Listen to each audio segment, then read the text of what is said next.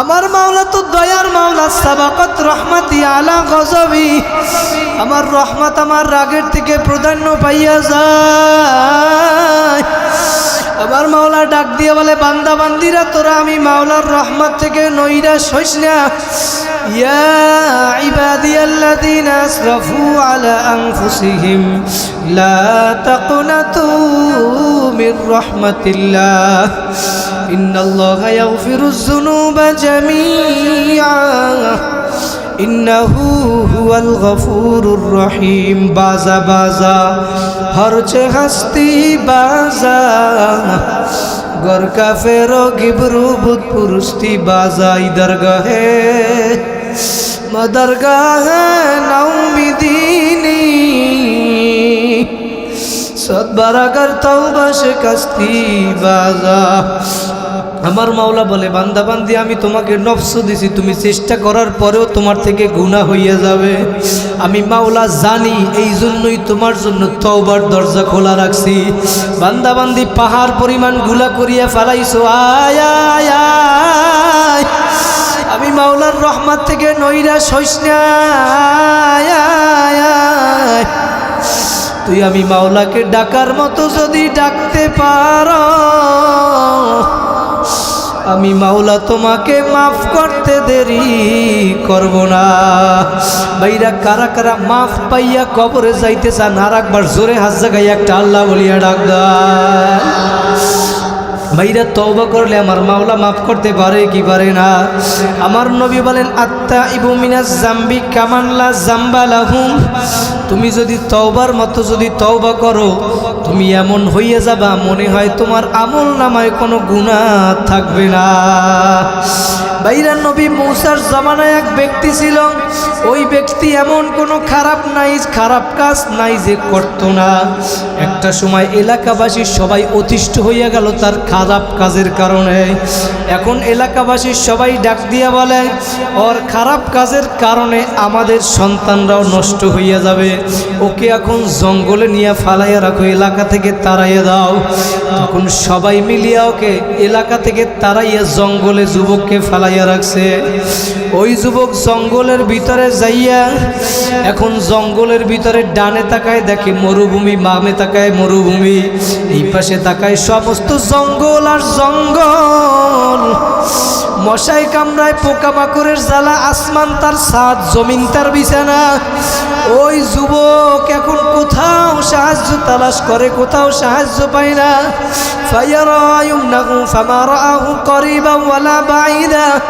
ডানে তাকায় বামে তাকায়, কোথাও সাহায্য পাওয়ার আশা নাই। এক পর্যায়ে ওই যুবক 2 ফোঁটা চোখের পানি দিয়া ফালাইয়া, 2 ফোঁটা চোখের পানি ফালাইয়া ওই যুবক আসমানের দিকে, আমার মাওলার দিকে তাকাইছে। আমার মাওলা ডাক দিয়া বলে, যদি আমার ভয় 2 ফোঁটা চোখের পানি ফালাইতে পারো, তোমার জায়গা জাহান্নামে হবে না। ভাইরা যখন ওই যুবক এরকম কান্নাকাটি করি, আমার মাওলার কাছে হাত তুলিয়া ডাক দিয়া বলে, মালিক, দুনিয়ার সব মানুষ আমাকে লাথি মারিয়া জঙ্গলে ফালাইয়া দিল, সব মানুষ আমাকে তাড়াইয়া দিল। তোমার দরবারের ব্যাপারে শুনছি, তোমার দরবার নাকি ভাগাইয়া দেওয়ার দরবার না, তাড়াইয়া দেওয়ার দরবার না। বলে, মাবুদ গো, তুমি যদি আমারে মাফ করিয়া দাও, তোমার যদি তাতে বাদশাহী কমিয়ে যায়, আমাকে মাফ করার কোনো দরকার নাই। আমাকে আযাব দিলে, কষ্ট দিলে যদি তোমার ক্ষমতা বাড়িয়া যায়, আমাকে আরো আযাব দাও, কোনো দাবি নাই। ওই যুবক ডাক দিয়ে বলে, আর যদি আমার মতো নালায়েককে মাফ করিয়া দিলে যদি তোমার কোনো ক্ষতি না হয়, মাবুদ তুমি আমারে মাফ করিয়া দাও। আল্লাহু আকবার। যুবক এইরকম মাওলাকে ডাকতে ডাকতে ডাকতে ডাকতে ওই জঙ্গলের ভিতরে দুনিয়া থেকে বিদায় হইয়া গেছে। জোরে বলেন আল্লাহু আকবার। ওই নবী মূসার জমানায় আমার মাওলা এখন নবী মূসাকে স্বপ্নে দেখায়, হে নবী মূসা, জঙ্গলে আমার একজন দোস্ত মারা গেছে, যাও জানাজা পড়াইয়া আসো। জোরে বলে সুবহানাল্লাহ। আমার মাওলা বলতে আছে, নবী মূসা শুধু তাই নয়, তুমি শহরের ভিতরে এলান করিয়ে দাও, ঘোষণা করিয়ে দাও, যারা যারা এই জানাজায় শরীক হবে আমি মাওলা তাদেরকেও মাফ করিয়ে দিব। আল্লাহ পাক রব্বুল আলামিন ফেরেশতাদেরকে ডাক দিয়ে বলে, উশহিদুকুম আন্নী কদ গফারতু লাহুম, হে ফেরেশতারা তোমরা সাক্ষী থাকো, যারা এই মজলিসের ভিতরে বসছে, কি নিয়তে বসছে, কোন কারণে বসছে, আমি সেইটা দেখব না, সবাইকে আমি মাফ করিয়ে দিলাম। আল্লাহ পাক তো কিয়ামতের দিন উসিলা তালাশ করবে বান্দাকে কিভাবে নাজাত দেওয়া যায় জাহান্নাম থেকে, ঠিক না? কোন উসিলা তালাশ করবে, কোন কারণে এই দিনই মজলিসে বসছেন, জিকির আজগার করতেছেন, শুনতেছেন, এই কারণে আল্লাহ পাক নাজাত দিতে পারে কি পারে না? এজন্য আমরা খুশি না বেজার? কারা কারা খুশি? আবার শুকরিয়া আদায় করেন আলহামদুলিল্লাহ। আল্লাহ রসুল বলে, আউয়ালু মা ইউদআ ইলাল জান্নাতি ইয়াউমাল কিয়ামাতিল্লাযীনা ইয়াহমাদুনাল্লাহ ফিস সাররাই ওয়াদ দাররা। কিয়ামতের দিন সর্বপ্রথম জান্নাতের দিকে ওই ব্যক্তিদেরকে ডাকা হবে, আহ্বান করা হবে যারা সুখে দুঃখে সব সময় মাওলার শুকরিয়া আদায় করে। বলেন আলহামদুলিল্লাহ। কিন্তু আমরা কি সব সময় করি? যদি কোনো কায়দায় একটু বিপদ আসিয়েই যায় তখন বলে কি আল্লাহ কি আর কাউকেই দেখে না, আমারই দেখছে, বলে কি বলে না? বলে আমিও তো নামাজ রোজা করি, হজ করছি, 5 ওয়াক্ত নামাজ পড়ি, বউ পর্দা করে, এরপরে বিপদ আমার উপরে দেয়। আসলে আল্লাহ তো বিপদ দিয়ে পরীক্ষা করে, বেটা তোর অন্তরের ভিতরে আমি মাওলার মোহাব্বত বেশি না দুনিয়ার মোহাব্বত বেশি? কথা বলে ঠিক না বেরি? আল্লাহ পাক যাকে ভালোবাসে তাকেই পরীক্ষা করে, ঠিক না? এই দুনিয়াটাই পরীক্ষার জায়গা। তো এইখানে যে আসছি আমরা কি নিয়াতে আসছি? কথা কয় না, নেক পাওয়ার জন্য, নেকি পাওয়ার জন্য নাকি? যারা মাহফিল দিয়েছে কি নিয়াইতে দিয়েছে জানি না, আল্লাহ পাক তাদের নিয়তকে পরিশুদ্ধ করিয়া এই আল্লাহকে পাওয়ার জন্য। যারা নামাজ পড়ে না তাদেরকে নামাজি বানানোর জন্য। কথা বলেন ঠিক কিনা? এই জন্যই তো এই মাহফিল, নাকি? না কোনো অন্য কোনো উদ্দেশ্য আছে? থাকলেও শেষ করে দিতে হবে। নিয়ত একটাই, যারা আল্লাহ ভোলা মানুষগুলাকে আল্লাহর পথে ডাকা, ঠিক কিনা? এই জন্যই এই মাহফিল। তো আজকে আমি পরীক্ষা করবো, আজকে ঈশান নামাজ কারা কারা আদায় করছেন একটু হাত জায়গায় দেখান তো আমার। নারায় তাকবীর, হাত নামান। যারা যারা পড়েন নাই হাত উঠাইতে বলবো না, বাড়িতে যাইয়ে নামাজ পড়ে মাহফিল শেষ করে ঘুমাইবেন। পারা যাবে কি যাবে না? যদি পারেন মাহফিল সার্থক। এই জন্যই তো মাহফিল, কি ঠিক না? যারা ঈশান নামাজ আদায় করছেন, আল্লাহ রসুল বলে, মান সাল্লাল ইশা ফি জামাআতিন ফাকান্নামা কামা নিসফাল লাইল। বলেন সুবহানাল্লাহ। যারা ঈশান নামাজ জামাতে আদায় করবা, আল্লাহর রসুল বলে অর্ধ রাত্র দাঁড়াইয়া নফল ইবাদত করলে যেই সব হয়, তোমার আমল নামায় আল্লাহ পাক সেই সব দিয়ে দেয়। এরপরে আবার বলতেছে, ওমান সাল্লা সুবহা ফি জামাআতিন ফাকান্নামা সাল্লাল লাইলা কুল্লাহু। আবার আইসা ফজর যারা জামাতে আদায় করবা মসজিদে, পুরা রাত্র নফল ইবাদত করলে যেই সব হয়, তোমার আমল নামায় সেই সব দিয়ে দেবে। আবার ফজরের নামাজ আইসে পড়বেন কি পড়বেন না? কারা কারা পড়বে জোরে হাত জায়গায় একটা আল্লাহ বলিয়া ডাক দে। আমার মাওলায় দেখুক এই বান্দাবান্দিগুলো এই ময়দানে বসে অর্ধরাত্র হয়ে গেছে, আল্লাহকে ডাকতেছে। পারা যাবে কি যাবে না? ইনশাল্লাহ যদি পারি তাহলে আমাদের মাহফিল সার্থক, কি ঠিক না? কারণ এই নামাজের জন্যই এই মাহফিল দিচ্ছি, আল্লাহ ভোলা মানুষগুলাকে আল্লাহর পথে ডাকার জন্য। আল্লাহ পাক আমাদের সবাইকে কবুল করুক, বলেন আল্লাহুম্মা আমিন। তাহলে আমরা এখানে কিসের জন্য আসছি? নেকির জন্য, কি ঠিক না? নেকির ভিতরে নামাজ আছে না নাই? রোজা আছে না নাই? এই সমস্ত যত কাজ, ভালো কাজ সবই নেকির ভিতরে আছে, কি ঠিক না? আর এই নেক কাজ যারা করবে, আল্লাহ বলেন আমানু ওয়া আমিলুস সলিহাত কানাত লাহুম জান্নাতুল ফিরদাউসি নুজুলা। যারা নেক আমল বেশি বেশি করবা তাদের জন্যই হয়েছে জান্নাতুল ফিরদাউস। বলেন সুবহানাল্লাহ। এই মজলিস যে এখন আজকে রাত্রে এইখানে আসছি, আগামী বছর আবার এই মজলিস পাবো, কোনো গ্যারান্টি আছে? আবার এই মজলিস শেষ করে যে বাড়ি ফিরে যাব তারও কি কোনো গ্যারান্টি আছে? এই দিনটা কি আর কোনো দিন ফিরে আসবে? বাদশাহ হারুন আর রশিদের একজন খাদেম ছিল বাহলুল পাগলা। সেই বাহলুল পাগলা সমুদ্রের পাশে যাইয়ে ঘর আঁকে, বালুর উপরে অনেকে নিজের নাম আঁকে, ঘর আঁকে, আঁকে না নদীর পারে যাইয়া। আমি বরিশালের মানুষ, আমার কথা কি আপনারা বোঝেন? কোনো সমস্যা হয় না তো? নদীর পারে যাইয়া ঘর আঁকতেছে বাহলুল পাগলা। তো বাদশাহ আর তার স্ত্রী জুবাইদা, বাদশাহ হারুন আর রশিদ ওইখানে গিয়ে দেখে বাহলুল পাগলা ঘর আঁকতেছে, ডাক দিয়ে বলে তুই এই ঘর আঁকে দিয়ে করবি কি? কয় এই ঘর আমি বিক্রি করব। কয় মাথা খারাপ হয়েছে, বালুর উপরে ঘর আঁকো, এটা কে কিনবে? কিন্তু বাদশাহ হারুন আর রশিদের স্ত্রী জুবাইদা ছিল আল্লাহর ওলি। সে বুঝতে পারছে যে বাহলুল পাগলা তো আল্লাহর ওলি, সে ওই ঘর কিনছে টাকা দিয়া। বাহলুল পাগলার ঘর কিনছে কে? বাদশার স্ত্রী জুবাইদা। তো ওই রাত্রে ওই বাদশা ঘুমানোর পরে স্বপ্নে দেখে কিয়ামত কায়েম হয়ে গেছে। বলেন আল্লাহু আকবার। এখন সে দেখতেছে কিয়ামত কায়েম হওয়ার পরে সে জান্নাতের দিকে যাইতেছে। বাদশা হারুন আর রশিদ দেখে যাওয়ার পরে কত দূর পরে একটা ঘর দেখা যায়, ঘরের সামনে লেখা জুবাইদা। কি লেখা? সে এখন ওই চিন্তা করছে এটা তোমার স্ত্রীর ঘর নাকি? সে ওই ঘরে যাওয়া দিয়েছে, দেখে ওই ঘরের সামনে একজন দারোয়ান দাঁড়াই রয়েছে। দারোয়ান থামাই দিয়েছে, বলে তুমি এখানে ঢুকতে পারবে না। বলে কেন? এটা তোমার স্ত্রীর ঘর। তখন দারোয়ান ডাক দিয়ে বলে স্ত্রীর পরিচয় ছিল দুনিয়ায়, কিয়ামতের ময়দানে কোনো পরিচয় চলবে না। কথা বলে ঠিক না বেটি? কবরে যাইয়ে কোনো দলের পরিচয় চলবে? আমি আওয়ামী লীগের লোক, বিএনপির লোক, জামাতের লোক, চরমনার লোক, শাসিনের লোক, এই পরিচয় কবরে চলবে? কবরের পরিচয় চলবে তুমি ভালো আমল কইরে যদি যাইতে পারো। আমার কাছে আল কবরু রাউযাতুম মির রিয়াজিল জান্নাহ, কবরটা একটা জান্নাতের বাগান হয়ে যাবে। জোরে বলেন আল্লাহু আকবার। তো বাহলুল পাগলার ওই বাচ্চা হারুন আর রশিদের দারোয়ানে কি বলছে? পরিচয় স্থির চলবে দুনিয়ায়, এখানে কোনো কি চলবে না, পরিচয় চলবে না। তখন তার আল্লাহর কুদরত ঘুম ভাঙ্গে গেছে। এখন সে ঘরের পাগল হয়ে গেছে, জান্নাতে ঘর দিকে গিয়েছে স্বপ্নে। আজকে বাহলুল পাগলারে গিয়ে বলতেছে তুই আজকে 100 ঘর আঁকবি, সব আমি আজকে কিনবো, কারণ ওই ঘরের লোক পাইছে জান্নাতে দেখে আসছে। বাহলুল পাগলা এখন বলতে আছে জমানা ভাই খা লেরাতা নেহি, গুজস্তা জমানা ফেরাতা নেহি। বাচ্চা কালকের যে দিনটা চলে গেছে, ওই দিনটা যদি তুমি আজকে আমাকে আইনা দিতে পারো, একটা নয় 100 ঘর দিব আমি। পারবে আইনা দিতে? যেইটা বুঝাতে চাইছি আমি, আজকের দিন আর কি পাবো? ফিরিয়ে আসবে? আগামী বছর আবো কিনা কোনো কি নাই, গ্যারান্টি নাই। তাহলে এখানে আসছে কিসের জন্য? নেকির জন্য। কথা বলেন ঠিক কিনা? আল্লাহকে নিয়ে আবার বাড়ি যাব, পারা যাবে কি যাবে না ইনশাআল্লাহ? তাহলে নেকি কি জিনিস? সাহাবায়ে কেরাম একবার জিজ্ঞেস করছে ইয়া রাসূলুল্লাহ, ইয়া হাবিবাল্লাহ, নেকি কি জিনিস? আমরা তো বুঝলাম না।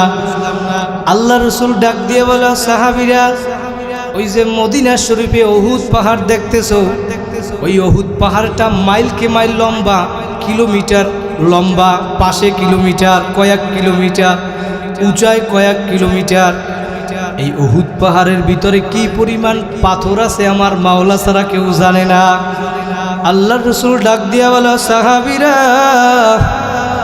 ওই উহুদ পাহাড়টা যদি সব স্বর্ণের হইয়া যায়, আর ওই স্বর্ণের উহুদ পাহাড়টার যেই পরিমাণ মূল্য হবে, ছোট্ট একটা নেকির মূল্য আমার মাওলার দরবারে তার চাইতেও অনেক বেশি দামি। জোরে বলেন সুবহানাল্লাহ। এই মজলিসে আজকে আসছি, আর কোনো দিন পাবো কিনা কোনো গ্যারান্টি নাই। নেকের জন্য আসছি। কথা বলেন ঠিক নেবে ঠিক? আমার মাওলা কবুল করলেই উসিলা করিয়া কিয়ামতের ময়দানে নাজাত দিতে পারে কি পারে না? একটু মনকে বুঝানো রে মন। এই মজলিসে আজকে আসছো, আবার আগামী বছর আসবা কিনা কোনো গ্যারান্টি নাই। কারণ কার কখন কোথায় মরণ হইয়া যাবে এইটা কিন্তু ভাই আপনি আমি কিন্তু কেউ জানি না। কথা বলেন ঠিক না বেঠিক? ভাইরা দুনিয়ায় কিন্তু কেউ থাকতে পারে নাই। আজকে থেকে 100 বছর আগে যারা দুনিয়ার ভিতরে ছিল, আজকে দেখবেন একজনও নাই। কথা বলেন ঠিক না বেঠিক? আবার একদিন আসবে, এই মাহফিল চলবে, আপনি আমি দুনিয়ায় থাকবো না। ভাইরা যদি দুনিয়ায় যদি সারা জীবন কেউ থাকতো, তাহলে আল্লাহর রসুল দুনিয়ায় থাকতো। কথা বলেন ঠিক না বেঠিক? আল্লাহর রসুলও কিন্তু দুনিয়া থেকে বিদায় হইয়া গেল। আল্লাহর রসুলকে যখন জান কবর করার জন্য আসছিল মালাকুল মউত, মালাকুল মউত আইসা যখন আজরাইল আলাইহিস সালাতু ওয়াস সালাম আল্লাহর রসুলের ঘরের দরজায় নাড়া দিছিল, ফাতেমা রাদিয়াল্লাহু তাআলা আনহা ঘরের ভিতর থেকে ডাক দিয়ে বলছিল, কে কেন আসছো আমার কাছে বলিয়া যাও। মালাকুল মউত ডাক দিয়ে বলে, না না না, আমাকে নবীর সাথে দেখা করতে দাও। ফাতেমা রাদিয়াল্লাহু তাআলা আনহা ডাক দিয়ে বলে, আমার বাবা অসুস্থ, তোমার কি প্রয়োজন আমার কাছে বলিয়া যাও। মালাকুল মউত বলে না না, আমাকে নবীর সাথে দেখা করতে দাও। ফাতেমা রাদিয়াল্লাহু তাআলা আনহা আল্লাহর রাসূলের কাছে গিয়ে বলতেছে, আব্বাজান দরজার সামনে কে আসছে জানি না, কার এত বড় সাহস, আমি দুইবার নিষেধ করার পরেও বলতেছে আপনার সাথে দেখা করবে। ভাইরা কাকে ভুইলা রইলা, কোন নবীকে ভুইলা দুনিয়ার কার পাগল হইছ, কোন দলের পাগল হইলা, কোন নেতা নেত্রীর পাগল হইছ। ও আমার যুবক ভাইরা, আমার মোহাম্মদপুরের ভাইরা, আমার পর্দার আড়ালের মা ও বোনেরা, একটু দিলের কান লাগাইয়া শোনো, আসন দিয়ে বসো, মাথাটা নত কইরা দাও। কয়দিন দুনিয়ায় বাঁচবাই, তোমার ঢাকার গাড়ি পরিয়া থাকবে, বাড়ি পরিয়া থাকবে। আল্লাহু আকবার। দৈনিক শত শত লাশ ঢাকা থেকে গ্রামের বাড়ি নিয়ে যায়, একবার যে চলিয়া যায় আর কোনো দিন আসবে না। বাইরে পুরুষদেরকে 3টা কাপড় পরাইয়া, মহিলাদেরকে 5খান কাপড়ের প্যাকেট বানাইয়া ওই গ্রামের বাড়ি নিয়ে কবরের ভিতরে ফালাইয়া রাখবে।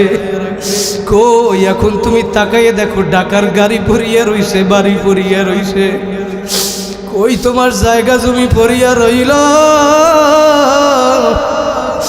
কই তুমি যাদের জন্য মাথার গাম পায়ে ফেলাইয়া সম্পদ গুছাইলা, আজকে বিল্ডিং করলা, ওই বিল্ডিং এর ভিতরেও তোমাকে থাকতে দিবে না।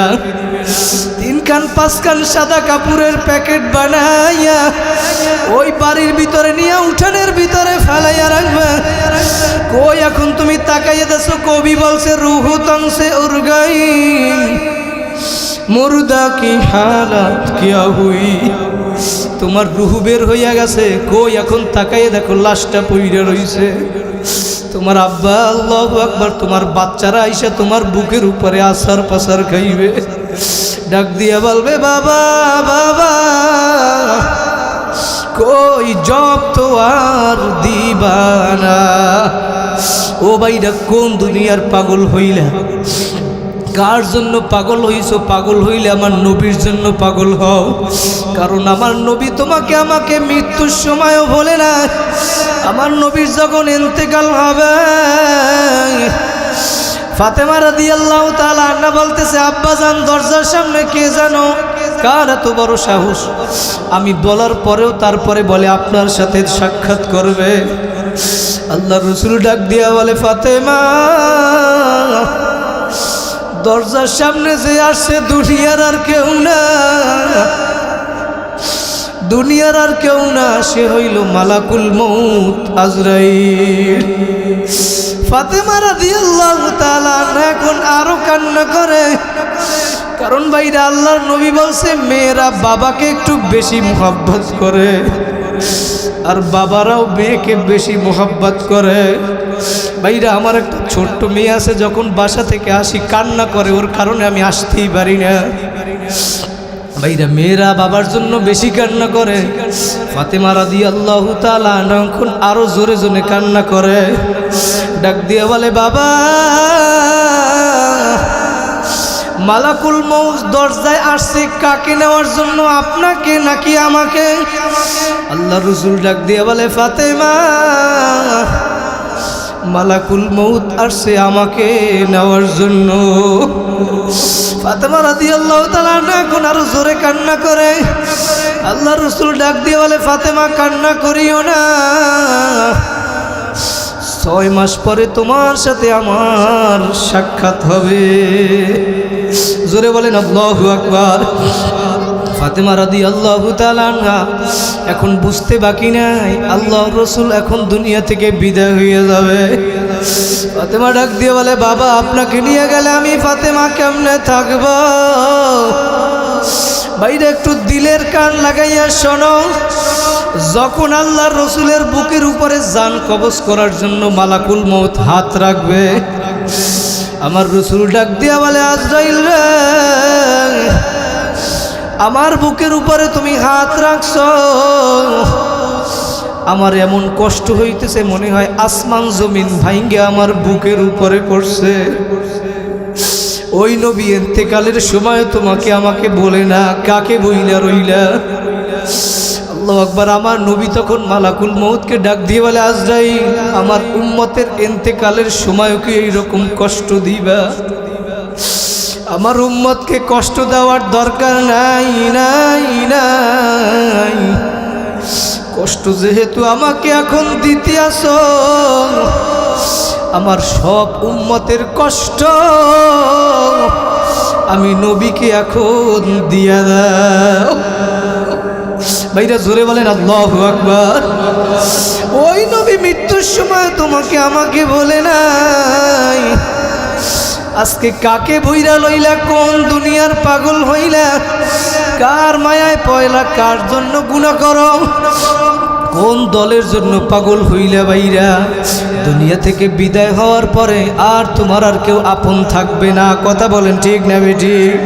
ভাইরা দুনিয়ার ভিতরে নেক কাজ করিয়া আমার মাওলাকে কবরে নিয়া কারা কারা যাইবেন? আর একবার জোরে হাত জাগাইয়া একটা আল্লাহ বলিয়া ডাক দেন, আরো জোরে আল্লাহ। আমার মাওলা বলে, বান্দা বান্দি তুই যখন জমিনে বইসা আমাকে ডাক দিবি আল্লাহ, তুই ডাক দিবি একবার, আমি তোর ডাকে সাড়া দিব ৭০ বার। আমার মাওলা বলেন, উদউনি আস্তাজিব লাকুম, তুই আমাকে ডাকতে দেরি, আমি তোমার ডাকে সাড়া দিতে দেরি করব না। ভাইরা তাহলে নেক কাজ করিয়া কবরে যাওয়া লাগবে নাকি লাগবে না? নেক কাজের ভিতরে নামাজ আছে না নাই? সাহাবায়ে কেরাম যারা দুনিয়ার ভিতরে জান্নাতের সার্টিফিকেট পাইল, আল্লাহু আকবার, আবু বকর, ওমর, ওসমান, আলী, তালহা, জুবাইর, আব্দুর রহমান ইবনে আউফ, সাদ ইবনে আবি ওয়াক্কাস, সাইদ ইবনে যায়েদ, আবু উবাইদা ইবনুল জাররাহ রাদিয়াল্লাহু তাআলা আনহুমা। জোরে বলেন সুবহানাল্লাহ। এই ১০ জন ব্যক্তি দুনিয়ার ভিতরে জান্নাতের সার্টিফিকেট পাইছে, তারপরেও কিন্তু নেক ছাড়ে নাই। ছাড়ছে? আবু বকর রাদিয়াল্লাহু তাআলা আনহু ১ নম্বরে জান্নাতের সার্টিফিকেট পাইছে, তারপরেও মসজিদে নববীর ভিতরে দাঁড়াইয়া রাত্রে নামাজ পড়ে আর কোরআন তেলাওয়াত করে। আল্লাহ রসুল হুজরার ভিতরে বৈশা শুনতেছে, কে জানি মসজিদের ভিতরে কান্না করে। আল্লাহ রসুল গিয়া দেখে দুনিয়ার আর কেউ না, আবু বকর নামাজ পড়ে আর কোরআন তেলাওয়াত করে, কান্না করে। জোরে বলেন সুবহানাল্লাহ। আল্লাহ রসুল নামাজ শেষে ডাক দিয়ে বলে, আবু বকর, আপনি নামাজের ভিতরে কেন কান্না করেন? আবু বকর ডাক দিয়ে বলে, ও নবী, আমার মাওলা বলছেন, আমতাজুল ইয়াউমা আইয়ুহাল মুজরিমুন। আমার মাওলা কিয়ামতের দিন ঘোষণা করবে, হে নাফরমানেরা আলাদা হইয়া যাও, আমার এই বান্দাবান্দি নেককার বান্দাবান্দিদের থেকে তোমরা আলাদা হইয়া যাও। আবু বকর ডাক দিয়ে বলে, ও নবী, আমি যদি ওই নাফরমানের কাতারে ভরিয়ে যাই, দুনিয়ার ভিতরে ১ নম্বরে জান্নাতের সার্টিফিকেট পাইল। আল্লাহ রসুল ডাক দিয়ে বলে, আবু বকর, আপনি কেন কান্না করেন? আপনি তো দুনিয়ার ভিতরে জান্নাতের সার্টিফিকেট পাইছেন। ভাইরা সেই আবু বকর রাদিয়াল্লাহু তাআলা আনহু কেমন ছিল? দুনিয়ার ভিতরে যখন কোনো বান্দা বান্দি আমার মাওলার ইবাদত করতে করতে একটা সময় আমার মাওলার সাথে এমন সম্পর্ক হইয়া যায়, ওই বান্দা বান্দিটা একটা ফেরেশতার চেয়েও উত্তম হইয়া যায়। জিবরাইল আলাইহিস সালাম একবার আইসা আল্লাহ রসুলের কাছে বলতেছে, ইয়া রাসূলুল্লাহ, আমার তো কত শক্তি, আমি আপনার কাছে এত দ্রুত আসি আবার যাই, ফেরেশতাদের ভিতরে তো আমি অনেক শক্তিশালী ফেরেশতা, কি ঠিক না? তো আল্লাহ রসুলকে জিবরাইল আলাইহিস সালাম বলতেছে, ইয়া রাসূলুল্লাহ, আমি একটু আপনার সাথে আমার শক্তি পরীক্ষা করতে চাই। বলেন আল্লাহু আকবার। পিছনে এরা কোনো কথাই কয় না, জোরে বলেন আল্লাহু আকবার। আসেন না ঘুমান, জোরে হাত জাগিয়ে একটা আল্লাহ বলিয়ে ডাক দে। আল্লাহ পাক আমাদের সবাইকে কবুল করুক, বলেন আল্লাহুম্মা আমিন। আল্লাহ রসুল কইতেছে, জিবরাইল, তুমি আমার সাথে শক্তি পরীক্ষা করবা, তোমার থেকে তো আমার একটা উম্মতের শক্তি বেশি। জোরে বলেন সুবহানাল্লাহ। তো জিবরাইল আলাইহিস সালাম এখন চিন্তা করতেছে যে আমার থেকে উম্মতের শক্তি বেশি, তাহলে আমার দেখতে হইবে ওই উম্মতটাকে। একটু খেয়াল করেন জিবরাইল কি বলছে, যে আমার থেকে আবার আপনার উম্মতের শক্তি যদি বেশি হয় তাহলে আমি একটু দেখতে চাই ওই ব্যক্তিটা কি। আল্লাহ রসুল বলতেছে, জিবরাইল তুমি যদি দেখতেই চাও তাহলে আগামীকালকে আসরের নামাজের সময় মসজিদে নববীর দরজায় যাই দাঁড়াবা, দেখবা যে ব্যক্তি সর্বপ্রথম মসজিদে ঢুকবে এবং সর্বশেষ বাহির হয়ে যাবে, মনে করবা সেই ব্যক্তি তোমার থেকে উত্তম এবং ক্ষমতাশীল ব্যক্তি। জোরে বলে সুবহানাল্লাহ। জিবরাইল আলাইহিস সালাম আগামীকালকে আসরের সময় ভিক্ষুকের সুরতে মসজিদে নববীর দরজায় যাই দাঁড়াইছে, দাঁড়াইয়ে দেখতেছে যে সর্বপ্রথম যে ব্যক্তি মসজিদে ঢুকতেছে সে দুনিয়ার আর কেউ না, হযরত আবু বকর সিদ্দিক রাদিয়াল্লাহু তাআলা আনহু। জোরে বলে সুবহানাল্লাহ। তো আবার অপেক্ষা করতেছে, নামাজ শেষে একজন একজন সবাই বাহির হয়ে যায়। এখন দেখে সর্বশেষ যে বাহির হইতেছে সে হইল হযরত আবু বকর সিদ্দিক রাদিয়াল্লাহু তাআলা আনহু। জোরে বলেন সুবহানাল্লাহ। জিবরাইলের এখন আর বুঝতে বাকি নাই, এখন ডাক দিয়ে আবু বকরকে পরীক্ষা করার জন্য বলতেছে, আবু বকর আমি আপনাকে একটা প্রশ্ন করতে চাই। বলে কি প্রশ্ন? বলে আপনি পারলে বলেন যে এই মুহূর্তে জিবরাইল কোথায় উপস্থিত আছে। বলেন আল্লাহু আকবার। তো জিবরাইল আসছে ভিক্ষুকের সুরতে। আবু বকর কি জানে জিবরাইল কোথায় আছে? জানে। এখন পরীক্ষা করার জন্য প্রশ্ন করছে যে কেমন ক্ষমতা আবু বকরের, আজকে এটা জিবরাইল দেখবে। আবু বকর রাদিয়াল্লাহু তাআলা আনহু বলতেছে, জিবরাইল আপনি আমার এইটা পরীক্ষা করতেছেন, জিবরাইল না, সে তো ভিক্ষুকের সুরতে আসছে। বলে ভিক্ষুক আপনি যে আমার এইটা প্রশ্ন করছেন এটা আমি কতক্ষণ সময়ের ভিতরে বলবো? বলে আপনি যত দ্রুত বলতে পারেন। আবু বকর বলে আমি চক্ষু বন্ধ করবো আর খুলবো, বইলে দেবো জিবরাইল কোথায় আছে। সুবহানাল্লাহ বলবেন না? আবু বকর রাদিয়াল্লাহু তাআলা চক্ষু বন্ধ করছে আর খুলছে। জিবরাইল আলাইহিস সালাম বলতেছে আপনি চক্ষু বন্ধ কইরে করছেন কি? আবু বকর বলে আমি চক্ষু বন্ধ কইরা আসমান জমিন যত জায়গা আছে আসমান জমিনের ভিতরে সব খুঁজিয়ে তন্ন তন্ন করছি। 8টা জান্নাত, 7টা জাহান্নাম, লাজা, হুতামা, সাইর, সাকর, জাহিম, হাউইয়া, আল্লাহর আরশে আযমের আশেপাশে সব জায়গায় জিবরাইলকে খুঁজছি, আমি কোথাও পাই নাই। আমার মনে হয় আমার সামনে যে উপস্থিত সেই হইল জিবরাইল। আল্লাহু আকবার। জিবরাইলের আর বুঝতে বাকি নাই যে আমার থেকে ক্ষমতাশীল ব্যক্তি কে? আবু বকর। আল্লাহ রাসূলের কথা ঠিক আছে কিনা? তো তারাও নেকের জন্য পাগল ছিল কি ছিল না? হযরত ওমর ফারুক রাদিয়াল্লাহু তাআলা আনহু অর্ধেক দুনিয়ার রাজত্ব করছে। তার ভিতরে ন্যায় বিচার কেমন ছিল? একবার জেরুজালেমের ভিতরে রওনা করছে সংসদ ভবনে, উটের পিঠে রওনা করছে ওমর আমিরুল মুমিনিন, অর্ধেক দুনিয়ার রাজা, বাংলাদেশের বছর 200 রাষ্ট্রের রাজা। জোরে বলেন আল্লাহু আকবার। তার উটের রশি ধরে টাইনে টাইনে নিতেছে গোলাম। এখন ওমর রাদিয়াল্লাহু তাআলা চিন্তা করে যে গোলাম আমার রশি টানবে, আমি উটের পিঠে চড়বো, ওইটা হইতে পারে না। এখন ডাক দিয়ে বলে, গোলাম এখন আমি কতক্ষণ উটের রশি টানবো, তুমি কতক্ষণ উটের পিঠে বসবে। আল্লাহু আকবার বলবেন না? অর্ধেক দুনিয়ার রাজা, ন্যায় বিচার। আমিরুল মুমিনিনকে বলতেছে, গোলাম এইটা তো হইতে পারে না, আপনি রশি টানবেন আর আমি উটের পিঠে বসে থাকবো, এইটা বেয়াদবি হবে, এইটা আমার দ্বারা সম্ভব না। ওমর ডাক দিয়ে বলে, গোলাম আগে হইল পরিচয়, তুমি মুসলমান, আমিও মুসলমান, তুমিও মানুষ, আমিও মানুষ। কথা বলেন ঠিক না বেঠিক? কিন্তু বর্তমানে কি অবস্থা? আল্লাহ আমাদের সবাইকে দিনের সহি বুঝদান করুক, বলেন আল্লাহুম্মা আমিন।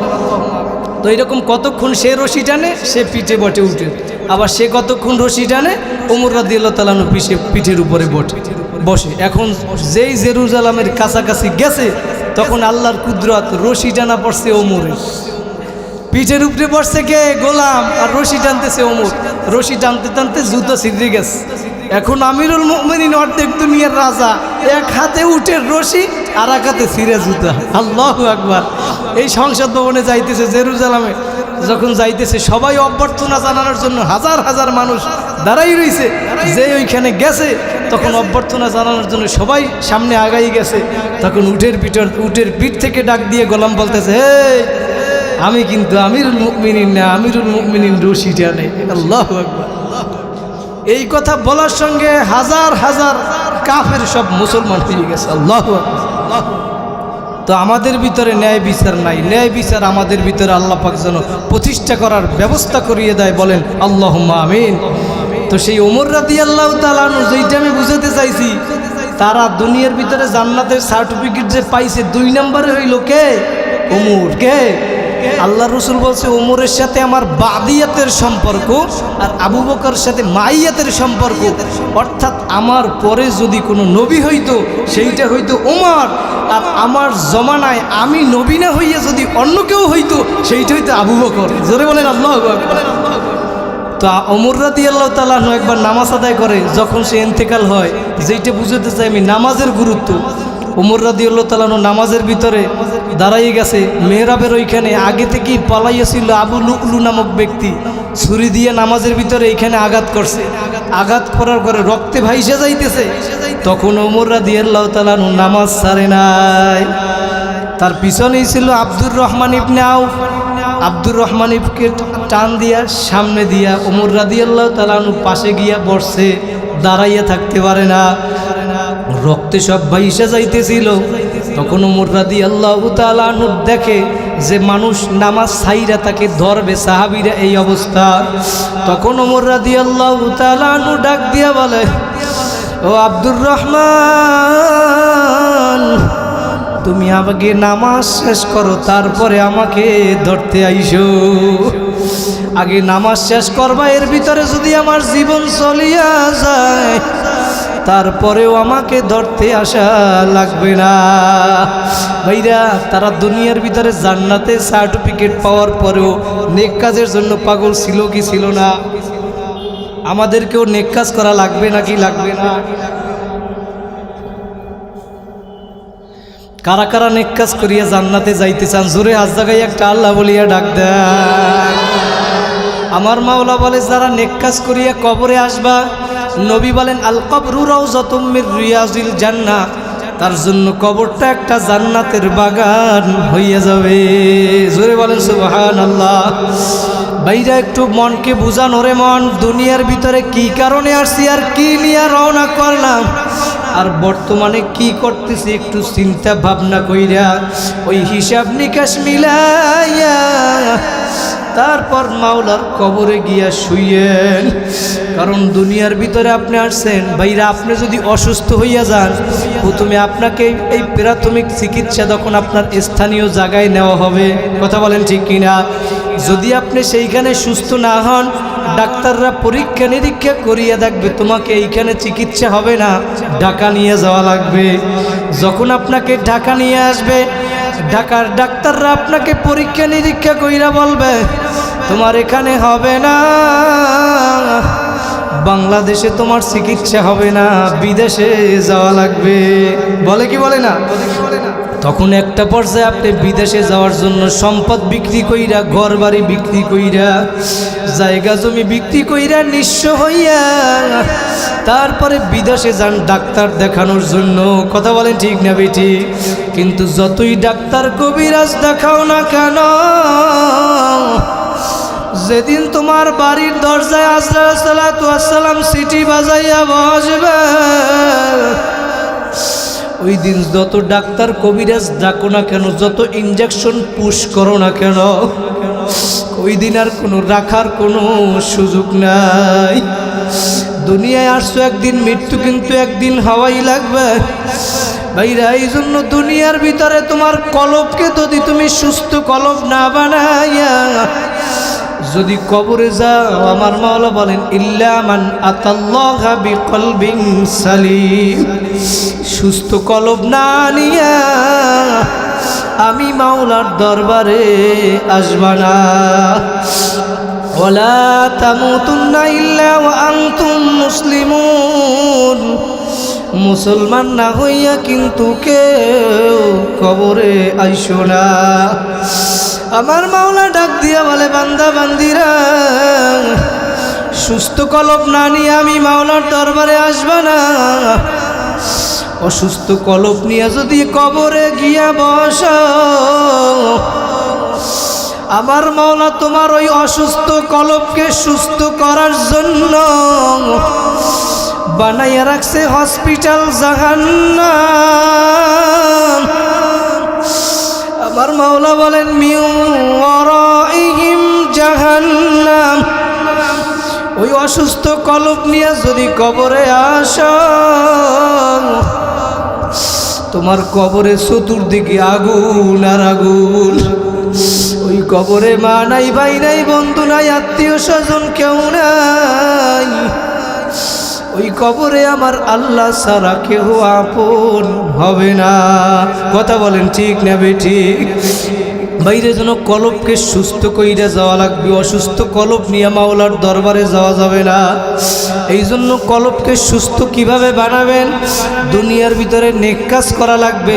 অকুনু মা সাদিকিন, সাদিকিন বান্দাদের সাথী হইয়া যাওয়া লাগবে। ভাইরা নেককার বান্দাবান্দির সঙ্গী হওয়া লাগবে। দুনিয়ার ভিতরে নেক আমল কইরা যদি কবরে যাইতে পারেন, আমার নবী বলেন আল কবরু রাউযাতুম মির রিয়াজিল জান্নাহ, তোমার আমার কবরটা একটা জান্নাতের বাগান হইয়া যাবে। ভাইরা কোন নবীরে ভুইলা রইলা? দুনিয়ার ভিতরে নেক কাজ করিয়া, নামাজ পড়িয়া, আমার মাওলাকে রাজি খুশি করিয়া কারা কারা কবরে যাইবেন? জোরে হাত জাগাইয়া একবার আল্লাহ বলিয়া ডাক দেন। ভাইরা দুনিয়ার জমিনে যদি আপনি নামাজ পড়েন, আমার রাসূল বলেন আউয়ালু মা ইউহাসাবু বিহিল আবদু ইয়াউমাল কিয়ামাতিস সালাহ। দুনিয়ার ভিতরে যদি আপনি নামাজের মতো নামাজ পড়েন, আল্লাহু আকবার, নবী বলছেন কিয়ামতের ময়দানে সর্বপ্রথম হিসাব নেওয়া হবে নামাজের। কিসের হিসাব নেওয়া হবে? নামাজের। আমার মাওলা বলেন ইন্নাস সালাতা তানহা আনিল ফাহশাই ওয়াল মুনকার। আল্লাহু আকবার, দুনিয়ার ভিতরে নামাজের মতো যদি আপনি নামাজ পড়তে পারেন, তাহলে ওই নামাজ আপনাকে খারাপ কাজ থেকে ফিরাইয়া রাখবে। ভাইরা তাহলে নামাজ পড়া লাগবে নাকি লাগবে না? নবীর সুন্নাত অনুযায়ী চলা লাগবে নাকি লাগবে না? নেক কাজের ভিতরে নবীর সুন্নাত আছে না নাই? জোরে বলেন আছে না নাই? ভাইরা আমার মাওলা বলেন কুল ইন কুনতুম তুহিব্বুনাল্লাহ ফাত্তাবিউনি ইউহিব্বুকুমুল্লাহ। ও বান্দা বান্দিরা, দুনিয়ার ভিতরে যদি আমাকে পাইতে চাও, আমার মাওলা বলেন হে নবী আপনি দুনিয়ার মানুষদেরকে জানাইয়া দেন, তোমরা যদি আমি মাওলাকে পাইতে চাও, আমি মাওলাকে ভালোবাসতে চাও, তাহলে ফাত্তাবিউনি, আমার নবীর অনুসরণ করো। আর আমার নবীর অনুসরণ কেমনে করবা? আমার নবী বলেন মান আহাব্বা সুন্নতি ফাকাদ আহাব্বানি ওমান আহাব্বানি কানা মাই ফিল জান্নাহ। যারা আমার সুন্নতকে মহব্বত করবা, তারা যেন আমি নবীকেই মহব্বত করলা। জোরে বলেন সুবহানাল্লাহ। আর যারা আমি নবীকে মহব্বত করবা, তারা আমি নবীর সাথে জান্নাতে থাকতে পারবা। নবীর সাথে জান্নাতে কারা কারা থাকতে চান? জোরে হাত জাগাইয়া আল্লাহ বলিয়া ডাক দেন। আল্লাহ পাক আমাদের সবাইকে কবুল করুক, বলেন আল্লাহুম্মা আমিন। বাইরে যদি নবীর সুন্নত অনুযায়ী চলতে পারেন, নবীর সুন্নতের ভিতরে দাড়ি আছে না নাই? এই টুপি আছে না নাই? লম্বা জামা আছে না নাই? মেসওয়াক আছে না নাই? প্রত্যেকটা জিনিসের ভিতরে নবীর সুন্নত আছে না নাই? জোরে বলেন আছে না নাই? যদি সুন্নত অনুযায়ী চলতে পারেন, আমার রাসূল বলেন মান তামাসসাকা বিসুন্নতি ইনদা ফাসাদি উম্মতি ফালাহু আজরু মিআতি শাহীদ। যারা আমার একটা সুন্নতকে দৃঢ়ভাবে আঁকড়াইয়া ধরতে পারবা, তাদেরকে আমার মাওলা 100 শহীদের সওয়াব দিয়ে দিবে। ভাইরা নবীর সুন্নত দাড়ি মোবারক আছে নাকি নাই? আল্লাহু আকবার, আল্লাহু আকবার। ভাইরা হাকিমুল উম্মত শাহ অলিউল্লাহ মুহাদ্দিস দেহলভী রহমাতুল্লাহি আলাইহি একবার এশারের নামাজ পড়া ঘুমাইয়া গেছে। আল্লাহর ওলি মানুষ ছিল, ঘুমের ভিতরে আল্লাহর নবীর সাথে সাক্ষাৎ হইয়া গেছে। সুবহানাল্লাহ। আল্লাহর নবী এখন ডাক দিয়া বলতেছে স্বপ্নের ভিতরে, শাহ অলিউল্লাহ তোমার সাথে আমার অনেক দিন সাক্ষাৎ হয় না, আজকে অনেক দিন পরে তোমার সাথে আমার সাক্ষাৎ হইল। আমি তোমাকে কিছু হাদিয়া দিতে চাই। শাহ ওলিউল্লাহ মুহাদ্দিসে দেহলভী রহমাতুল্লাহি আলাইহি স্বপ্নের ভিতরে দেখতেছে আল্লাহর রাসূল দাড়ি মোবারক খিলাল করতেছে। আমরা করি না? দাড়ি মোবারক খিলাল করতেছে। আল্লাহর রাসূল এই খিলাল করার কারণে 2টা অথবা 3টা দাড়ি আল্লাহর রাসূলের হাতের ভিতরে ছিঁড়িয়ে আসছে। সুবহানাল্লাহ। আল্লাহর রাসূল ওই 3টা দাড়ি অথবা 2টা দাড়ি শাহ ওলিউল্লাহ মুহাদ্দিসে দেহলভী রহমাতুল্লাহি আলাইহি এর ঘুমের ভিতরে তার হাতের ভিতরে হাদিয়া দিয়ে দিছে। সুবহানাল্লাহ।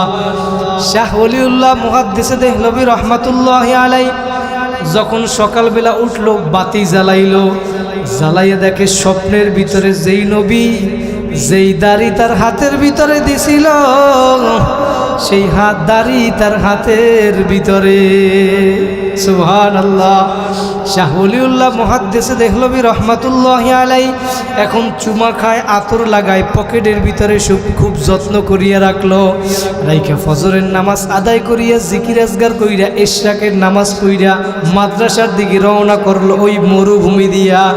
ওই মরুভূমির ভিতরে উত্তপ্ত গরম, ওই গরমের ভিতর দিয়া যখন হাইটে যাইতেছিল তার পকেটে ছিল নবীর সিরা দাড়ি। আল্লাহু আকবার। নবীর ওই সিরা দাড়ি তার পকেটে থাকার কারণে সে দেখে মেঘ আইসা তাকে ছায়া দিতেছে। শাহ ওলিউল্লাহ মুহাদ্দিসে দেহলভী রহমাতুল্লাহি আলাইহি দেখে ওই যে উত্তপ্ত গরম সূর্যের তাপ তার গায়ে লাগে না। তখন শাহ ওলিউল্লাহ মুহাদ্দিসে দেহলভী রহমাতুল্লাহি আলাইহি বলছেন, মান আহাব্বা সুন্নতি ফাকাদ আহাব্বানি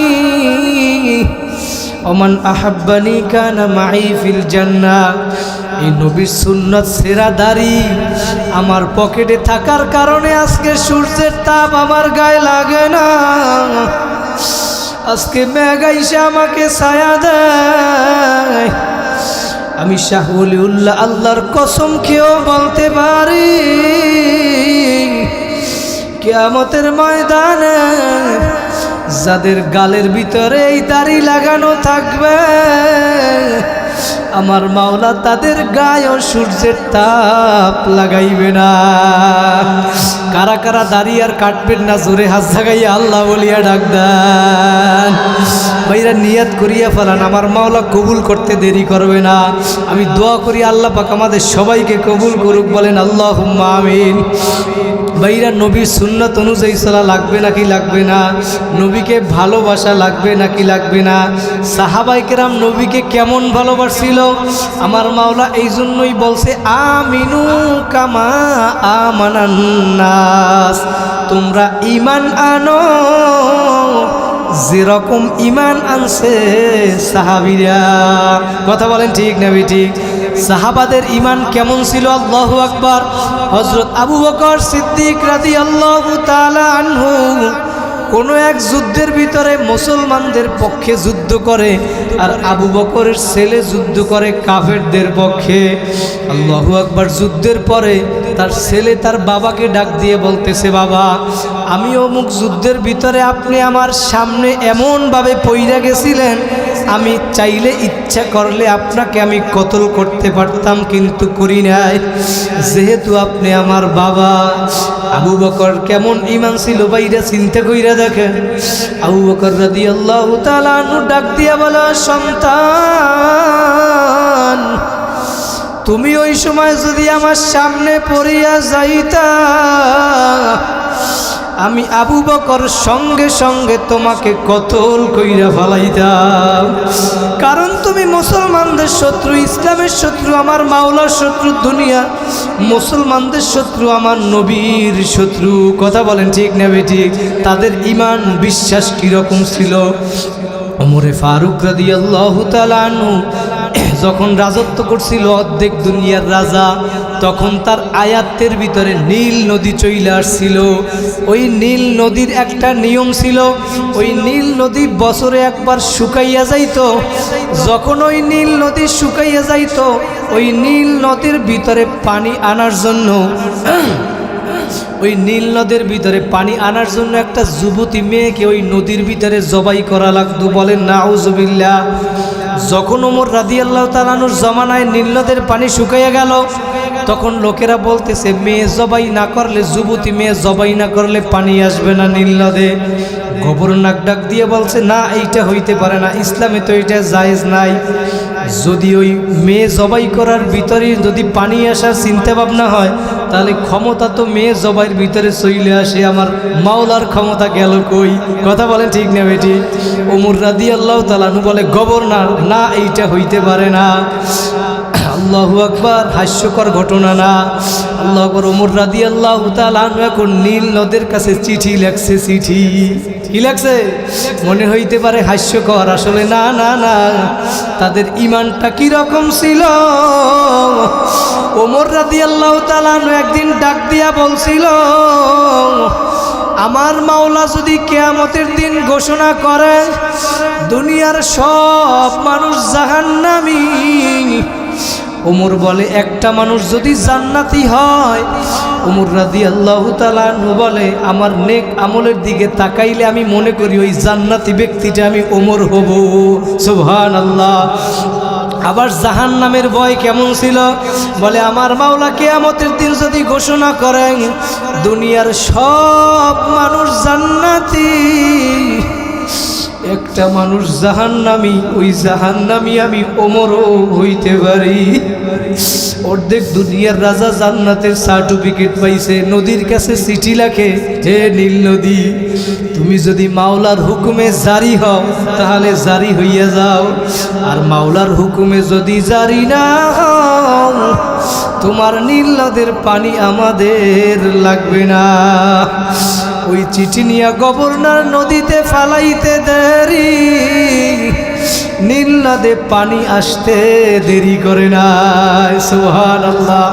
আর কোনো দিন ওই নীল নদী শুকাইয়া যায় নাই। বাইরা তাদের ঈমানটা কীরকম ছিল, মাওলার উপরে বিশ্বাস কীরকম ছিল? কথা বলেন ঠিক না বেঠিক? ভাইরা সর্বশেষ যেইটা আমি বুঝাতে চাই, দুনিয়ার ভিতরে আসছি একদিন, যাব একদিন, কি নিয়ে আসলাম, কি করতেছি আর কি নিয়ে রওনা করলা রে বাবা? দুনিয়ার ভিতরে কি করতেছো, নেক কাজ যদি না করো, ভাইরা দুনিয়ার ভিতরে আসছি গুনার কাজ হইয়া যাইতেই পারে। কথা বলেন ঠিক না বেঠি? কারণ আমার মাওলা ডাক দিয়ে বলে, ভাই আমার আগেও ভাই বয়ান করছে, আমার মাওলা বলছেন হাদিসে কুদসির ভিতরে, সাবাকত রহমাতি আলা গজবি, আমার রহমত আমার রাগের থেকে প্রাধান্য পাইয়া যায়। আমার মাওলা বলেন, ইল্লা মান তাবা ওয়া আমানা ওয়া আমিলা আমালান সলিহা ফাউলাইকা ইউবাদদিলুল্লাহু সাইয়্যাতিহিম হাসানাত। তোমরা তওবার মতো যদি তওবা করতে পারো, নেক আমল যদি বাড়াইতে পারো, আমি মাওলা তোমাদের জীবনের সব গুনাহ খাতাগুলি মাফ করিয়ে দিব। জোরে বলেন সুবহানাল্লাহ। আমার মাওলা বলেন শুধু গুনাহ খাতাগুলি মাফ করব তাই নয়, ইউবাদদিল মানে পরিবর্তন করা, সাইয়্যাতিহিম হাসানাত। 19 নম্বর পারায় কোরআন শরীফের ভিতরে, 19 নম্বর পারায় 5 নম্বর পৃষ্ঠার ভিতরে আমার মাওলা বলে, ইউবাদদিলুল্লাহু সাইয়্যাতিহিম হাসানাত, আমি তোমাদেরকে মাফ করব, শুধু তাই নয় আমি তোমাদের গুনাহগুলোকে সব নেকের দ্বারা পরিবর্তন করিয়ে দিব। আমার মাওলা তো দয়ার মাওলা, সাবাকত রহমাতি আলা গজবি, আমার রহমত আমার রাগের থেকে প্রাধান্য পাইয়া যায়। আমার মাওলা ডাক দিয়ে বলে, বান্দা বান্দিরা তোরা আমি মাওলার রহমত থেকে নৈরাশ হইস না। ইয়া ইবাদিয়াল্লাযীনা আসরাফু আলা আনফুসিহিম লা তাকনাতু মির রাহমাতিল্লাহ ইন্নাল্লাহা ইয়াগফিরুয যুনুবা জামিআ ইন্নাহু হুয়াল গফুরুর রহিম। বাজা বাজা হরচে হাস্তি বাজা, গর কাফেরো গিবরু ভূত পুরুস্তি বাজা, ইদরগাহে মদরগাহে নাউমিদিনী সদবারাগর তওবা শিকস্তি বাজা। আমার মাওলা বলে বান্দা বান্দি আমি তোমাকে নফস দিছি, তুমি চেষ্টা করার পরেও তোমার থেকে গুনাহ হইয়া যাবে। আমি মাওলা জানি, এই জন্যই তোমার জন্য তওবার দরজা খোলা রাখছি। বান্দা বান্দি পাহাড় পরিমাণ গুনাহ করিয়া ফেলাইছো, আয় আয় আয়, আমি মাওলার রহমত থেকে নৈরাশ হইস না, আয় আয় আয়। তুই আমি মাওলাকে ডাকার মতো যদি ডাকতে পারো, আমি মাওলা তোমাকে মাফ করতে দেরি করব না। ভাইরা কারা কারা মাফ পাইয়া কবরে যাইতে চান আর একবার জোরে হাত জাগাইয়া একটা আল্লাহ বলিয়া ডাক দেন। ভাইরা তওবা করলে আমার মাওলা মাফ করতে পারে কি পারে না? আমার নবী বলেন আত্তাইবু মিনাজ জামবি কামান লা জামবা লাহুম। তুমি যদি তওবার মতো যদি তওবা করো, তুমি এমন হইয়া যাবা মনে হয় তোমার আমল নামায় কোনো গুনাহ থাকবে না। ভাইরা নবী মূসার জামানায় এক ব্যক্তি ছিল, ওই ব্যক্তি এমন কোনো খারাপ কাজ নাই যে করতো না। একটা সময় এলাকাবাসী সবাই অতিষ্ঠ হইয়া গেল তার খারাপ কাজের কারণে। এখন এলাকাবাসী সবাই ডাক দিয়া বলে, ওর খারাপ কাজের কারণে আমাদের সন্তানরাও নষ্ট হইয়া যাবে, ওকে এখন জঙ্গলে নিয়ে ফালাইয়া রাখো, এলাকা থেকে তাড়াইয়া দাও। তখন সবাই মিলিয়া ওকে এলাকা থেকে তাড়াইয়া জঙ্গলে যুবককে ফালাইয়া রাখছে। ওই যুবক জঙ্গলের ভিতরে যাইয়া এখন জঙ্গলের ভিতরে ডানে তাকায় দেখে মরুভূমি, বামে তাকায় মরুভূমি, এই পাশে তাকায় সমস্ত জঙ্গল আর জঙ্গল। মশাই কামড়ায়, পোকামাকড়ের জ্বালা, আসমান তার ছাদ, জমিন তার বিছানা। ওই যুবক এখন কোথাও সাহায্য তালাশ করে, কোথাও সাহায্য পায় না।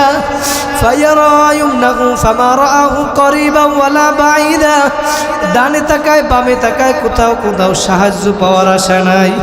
এক পর্যায়ে ওই যুবক 2 ফোঁটা চোখের পানি দিয়া ফালাইয়া, 2 ফোঁটা চোখের পানি ফালাইয়া ওই যুবক আসমানের দিকে আমার মাওলার দিকে তাকাইছে। আমার মাওলা ডাক দিয়া বলে, যদি আমার ভয় 2 ফোঁটা চোখের পানি ফালাইতে পারো, তোমার জায়গা জাহান্নামে হবে না। বাইরে যখন ওই যুবক এরকম কান্নাকাটি করিয়া আমার মাওলার কাছে হাত তুলিয়া ডাক দিয়া বলে, মালিক, দুনিয়ার সব মানুষ আমাকে লাথি মারিয়া জঙ্গলে ফালাইয়া দিল, সব মানুষ আমাকে তাড়াইয়া দিল, তোমার দরবারের ব্যাপারে শুনছি তোমার দরবার নাকি ভাগাইয়া দেওয়ার দরবার না, তাড়াইয়া দেওয়ার দরবার না। বলে, মাবুদ গো, তুমি যদি আমারে মাফ করিয়া দাও, তোমার যদি তাতে বাচ্চাই কমিয়ে যায়, আমাকে মাফ করার কোনো দরকার নাই। আমাকে আযাব দিলে, কষ্ট দিলে যদি তোমার ক্ষমতা বাড়িয়া যায়, আমাকে আরো আযাব দাও, কোনো দাবি নাই। ওই যুবক ডাক দিয়ে বলে, আর যদি আমার মতো নালায়েককে মাফ করিয়া দিলে যদি তোমার কোনো ক্ষতি না হয়, মাবুদ তুমি আমারে মাফ করিয়া দাও। আল্লাহু আকবার। যুবক এইরকম মাওলাকে ডাকতে ডাকতে ডাকতে ডাকতে ওই জঙ্গলের ভিতরে দুনিয়া থেকে বিদায় হইয়া গেছে। জোরে বলেন আল্লাহু আকবার। ওই নবী মূসার জমানায় আমার মাওলা এখন নবী মূসাকে স্বপ্নে দেখায়, হে নবী মূসা, জঙ্গলে আমার একজন দোস্ত মারা গেছে, যাও জানাজা পড়াইয়া আসো। জোরে বলে সুবহানাল্লাহ। আমার মাওলা বলতে আছে, নবী মূসা শুধু তাই নয়, তুমি শহরের ভিতরে এলান করিয়ে দাও, ঘোষণা করিয়ে দাও, যারা যারা এই জানাজায় শরীক হবে আমি মাওলা তাদেরকেও মাফ করিয়ে দিব। নবী মূসা শহরের ভিতরে এলান করিয়া দিল, ঘোষণা করিয়া দিল। ঘোষণা দেওয়ার সঙ্গে সঙ্গে সবাই সওয়াব অর্জন করার জন্য, গুনাহ মাফের জন্য জঙ্গলে রওনা করলো। জঙ্গলের ভিতরে যাইতে যাইতে যাইয়া দেখে, এই তো সেই যুবক যারে আমরা শহর থেকে গুনার কারণে লাথি মারিয়া ভাগাইয়া দিছিলাম। এখন ওই মানুষ সবাই মূসাকে ডাক দিয়ে বলে, নবী মূসা, আপনি বললেন এই জানাজায় আসলে নাকি আমার মাওলা গুনাহ মাফ করবে, কিন্তু এ তো সেই নাফরমান, মাওলা আবার কিভাবে গুনাহ মাফ করবে? আমার নবীও কিছু বলতে পারতেছে না।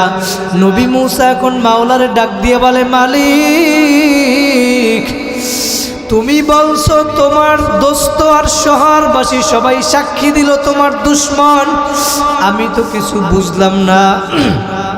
আমার মাওলা তখন ডাক দিয়ে বলে, নবী মূসা,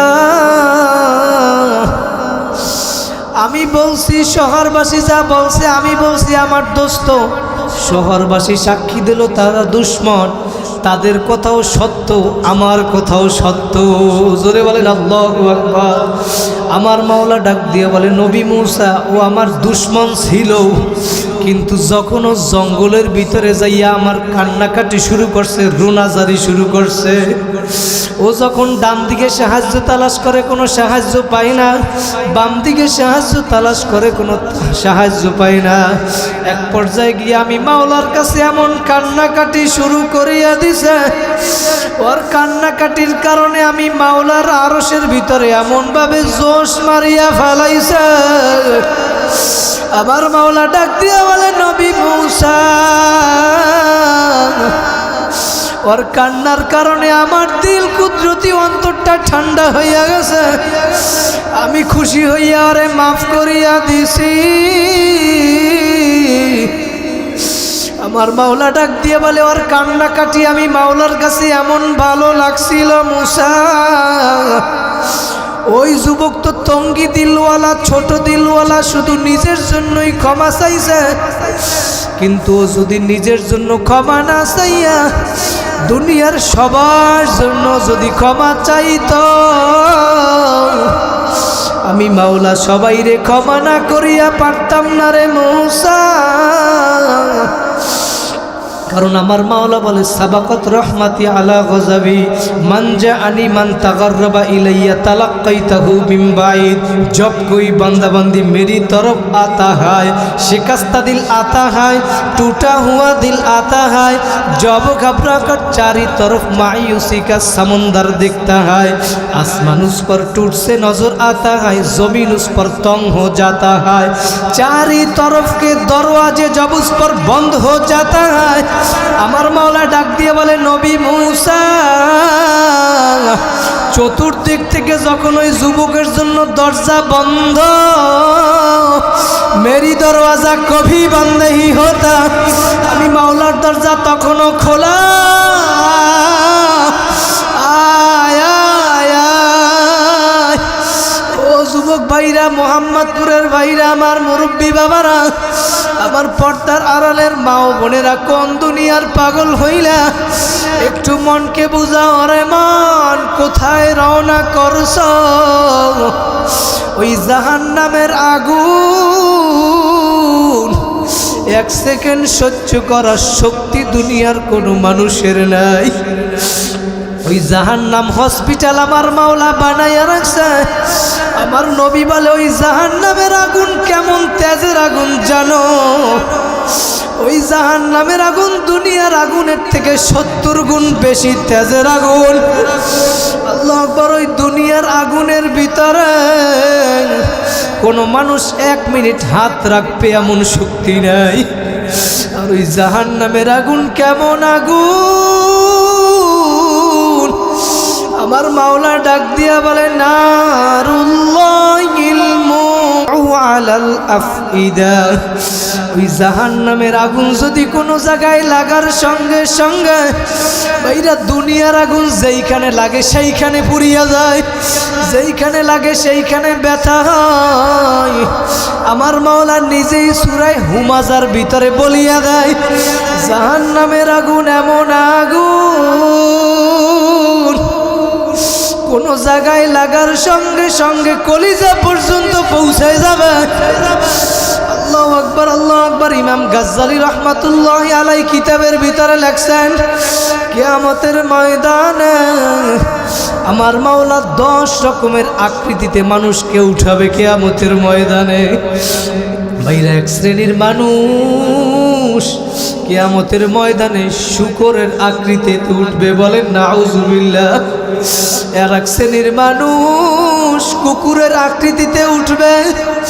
ভাইরা, কারণ কি, আমার মাওলা দুনিয়ার ভিতরে যা কিছু কুদরতি আমার মাওলার হাত দ্বারা বানাইছে, তার ভিতরে একটা হইল মানুষের চেহারা। আমার মাওলার এই কুদরতি চেহারা জাহান্নামে জ্বলবে না, জ্বলবে না। আমার মাওলা এই জন্য তোমার আমার চেহারাকে কিয়ামতের ময়দানে পরিবর্তন কইরা একটা শুয়ার কুকুরের আকৃতিতে বানাইয়া আমার মাওলা ঘোষণা করবে, হে ফেরেশতারা খুযুহু ফাগুল্লু, ধর ওকে বান্দিয়া ফেলাও, জাহান্নামের ভিতরে নিক্ষেপ কর। ওই জাহান্নামের আযাব সহ্য করার শক্তি দুনিয়ার কোনো মানুষের নাই। ভাইরা এই জন্য মনকে বুঝাও রে মন, আমার মাওলা যেহেতু এই মাহফিলে নিয়ে আসছে, আর কোনোদিন আসবা কিনা কোনো গ্যারান্টি নাই। ভাইরা 5টা মিনিট একটু আসন দিয়া বসো, মাথাটাকে নত কইরা দাও, দিলটাকে মাওলার সাথে লাগাইয়া দাও। একটু চিন্তা করো, কার মা নাই, কার বাবা নাই। ওই মা বাবার জন্য দুনিয়ায় আসছো, দিন পাইছো রে সন্তান। অনেকে মাহফিল শেষ করিয়া বাড়ি যাইয়া মাকে পাবা, অনেকে বাবাকে পাবা, কিন্তু এমন হতভাগাও আছে যার মাও নাই, বাবাও নাই। ওই ব্যক্তি বুঝে মা বাবা কি জিনিস, যার মা বাবা দুনিয়ায় নাই। ভাইরা কিছুদিন আগে একটা বয়ানের শেষে এক যুবক আমার হাতে কিছু টাকা দিয়ে বলে, হুজুর আমার জন্য একটু দোয়া করেন, আমার বাবার জন্য। কিছুদিন আগে আমার বাবা দুনিয়া থেকে বিদায় হয়ে গেছে। বললাম ঠিক আছে দোয়া করবো। বলে হুজুর আমি এখন সংসার চালানোর জন্য ঢাকায় রিক্সা চালাইয়া খাই, আমার মা গ্রামের বাড়িতে থাকে, আমার বাড়ি বরিশাল ভোলা। বলে হুজুর আমি রিক্সা চালাইয়া টাকা পয়সা পাই, আমার মাকে পাঠাই, মোবাইলে কথা বলি, আনন্দ পাই, কিন্তু কয়েকদিন আগে আমার মাও মরিয়া গেছে। হুজুর আমি বড় এতিম, আমার মাও নাই, বাবাও নাই। আমি এখন রিক্সা চালাই না, ঢাকায় ভালো চাকরি বাকরি করি, ভালো বেতন পাই, সারাদিন মানুষের সাথে থাকি, মা বাবার কথা মনে পড়ে না। কিন্তু হুজুর যখন আমি রাত্রবেলা ঘুমাইতে যাই, ওই মা বাবার কথা মনে পড়া চোখের পানি আর রাখতে পারি না, বালিশ ভিজাইয়া ফালাই।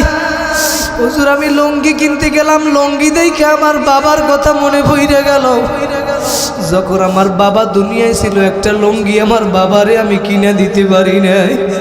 আমার টাকা পয়সা ছিল না, এখন টাকা পয়সা হইছে, একটা নয়, আমার বাবারে আমি 100 লঙ্গি কিনে দিতে পারি, কিন্তু আমার বাবা দুনিয়ায় নাই। ও যুবক, তোমার মা কবর থেকে তোমার দিকে তাকাইয়া রইছে সন্তান। ওই তোমার মা তোমাকে দুনিয়ায় আনতে গিয়া মৃত্যুর খাতার ভিতরে সাইন করছিল, সাইন। তুমি যখন দুনিয়ার ভিতরে আসবা, যখন হসপিটালে নিছিল, ডাক্তার তোমার বাবার সামনে একটা কাগজ আগাইয়া দিছিল।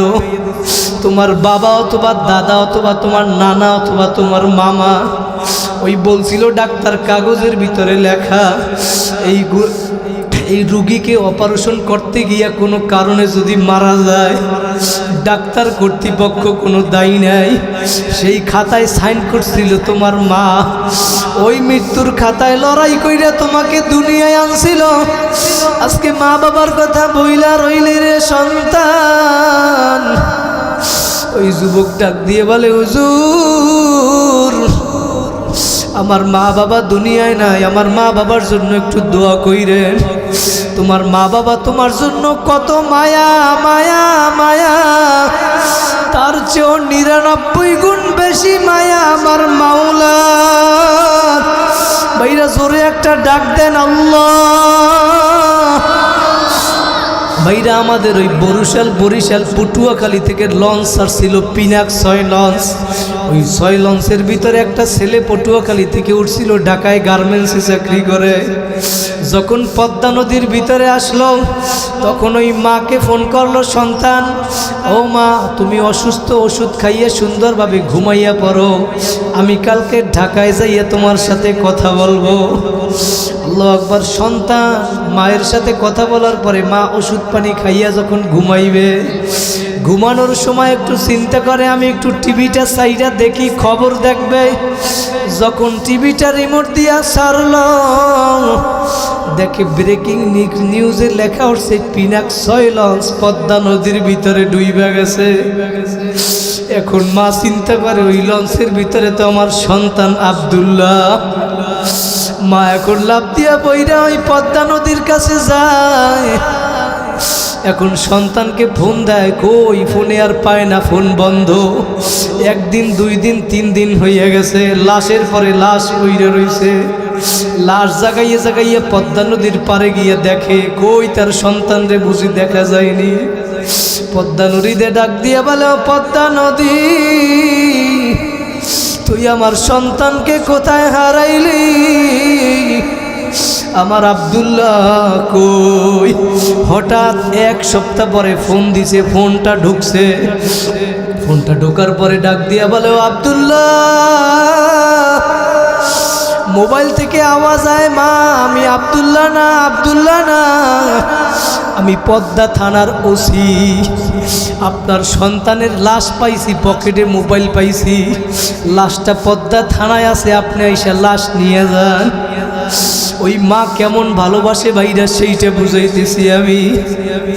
ওই মা এখন 1 সপ্তাহ পরে যাইয়া লাশ পইচা গন্ধ বের হইয়া গেছে, গন্ধ বের হইয়া গেছে, মানুষ কাছেও যাইতে পারে না। ওই মা তখন যাইয়া ওই সন্তানের লাশটা কোলের ভিতরে নিয়া ডাক দিয়া বলে, আব্দুল্লাহ। মা সন্তানকে ডাকে আর গালের ভিতরে চুমু খায়, কপালের ভিতরে চুমু খায়। লাশ পইসা গেছে। ওই মা চুমা দেওয়ার কারণে মায়ের ঠোঁটের সাথে আব্দুল্লাহর গোস্ত চইলে আসে। তারপরেও মা সন্তানকে ভুলে নাই।